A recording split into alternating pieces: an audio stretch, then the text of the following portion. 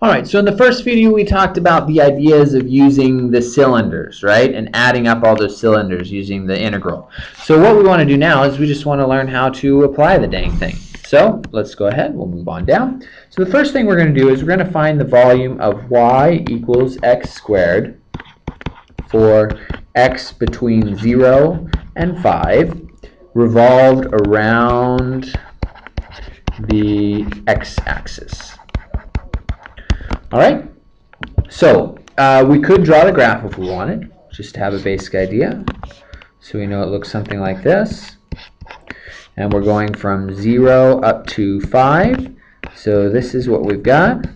And so we're going to take this and kind of revolve it around, which is going to give us kind of a cone, but not quite because the side isn't actually straight. So it's kind of maybe more of a funnel shape or something. But anyway, so you got that shape that we're revolving around. Now, we can just use the equation here. Volume equals the integral from a to b of pi f of x squared dx. Now, f of x, sometimes they just show it as y. It really doesn't matter what you put there. But we can go ahead and just do it. So let's do it. So volume equals, and I'm going to go from 0 to 5 of pi times f of x. Now, f of x is x squared dx, x squared squared. And so then I just rewrite it. I say from 0 to 5 of pi x to the 4th dx. At this point I'm going to take the integral. So when I take the integral of x to the 4th, I get x to the 5th, and then multiply it by 1/5. I still got that pi out there, but I'm just going to pull it out for now. Remember, when you have a constant, the constant can go in front of the integral. And then we evaluate it. So pi of 1/5 times 5 to the 5th minus 1/5 of 0 to the 5th. And so I get pi times 5 to the 4th, which is 625. So 625 pi. And that would be the volume of this shape right here. Now, just for the fun of it, let's just show it to you. So we're going to go y equals x squared. Okay, so there's our y equals x squared. We do want to actually go in here, and we're going to make it so it's two-dimensional. Y equals x squared. Okay, and then what we're going to do is we're going to take it and we're going to rotate it. So we're going to find the area first. So here we go. Find the area. And we're going to go from 0 to 5, which of course is going to go way off my graph. So I'm going to do some changing with that. Let's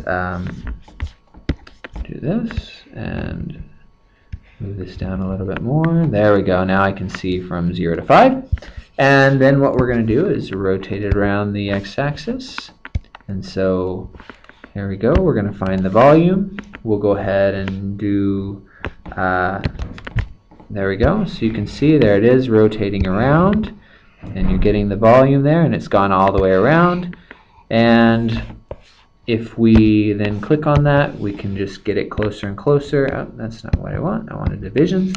And so we just increase the divisions. Let's increase it to like 100 or something.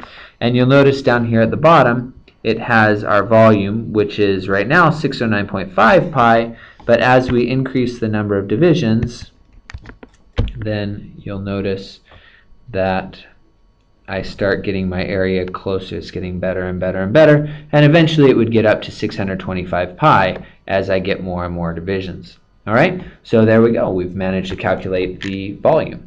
Let's look at one that's slightly different. Let's say, okay, well, what if, instead of this, what if I had the same equation and it wanted me to do y equals x squared for, let's do y from 0 to 4 around the y-axis.